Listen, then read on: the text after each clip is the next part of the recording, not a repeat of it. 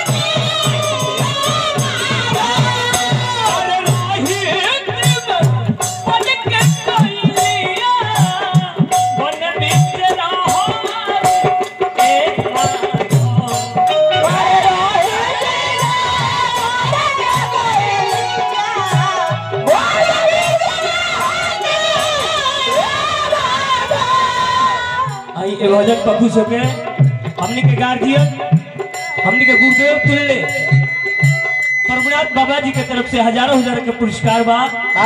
ठीक बात है भैया के चरण प्रणाम आशीर्वाद के चाहना रही। आई हमने के गार्जियन तुल्य व्यास बर भैया गार्जियन काहे हो चारों तूफान भैया की तरफ से भी भार पुरस्कार बा। भैया के चरण प्रणाम आशीर्वाद के चाहना रही। रोड़े लोग के देख के हमियों के ललसा होला कि कुछ गाई बजाई जा। उम्र तो छोट बा लेकिन रोड़े लोग के देख के हमरो वही टाइप के प्रयास बा। आशा न पूर्ण विश्वास रखी अच्छा दाल का बेस बहुत नवल दाल का बेस प्रभु करे आई तन शिकारा प्रभु करे आई तन शिकारा सब दिया सुनाती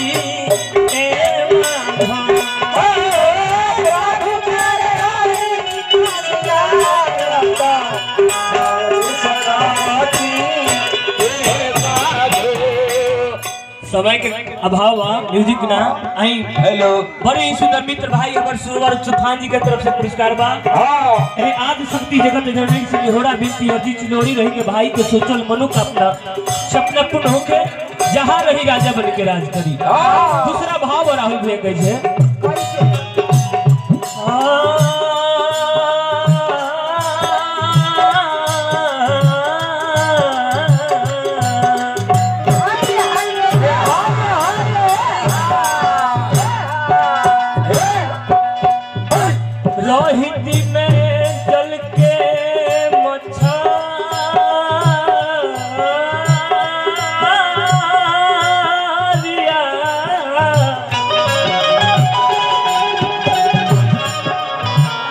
मछरिया रे तबला बंद कर लो मछरिया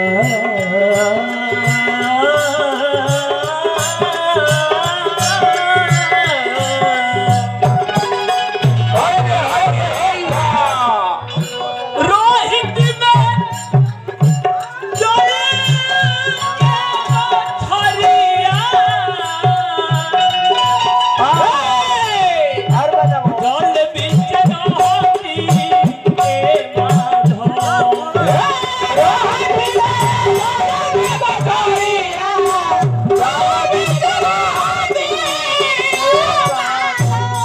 बड़े ही सुंदर मित्र भाई हमारे नाल बाधक रूपेश भैया की तरफ से पुरस्कार है। बीना वाली माई से निहोरा रही और जी विनती रही कि भाई के उंगली में वो जादू दे दी जैसे राम अंजनी आंगिया के पूरा यूपी बिहार जाना था, भाई के भी जाने लगे।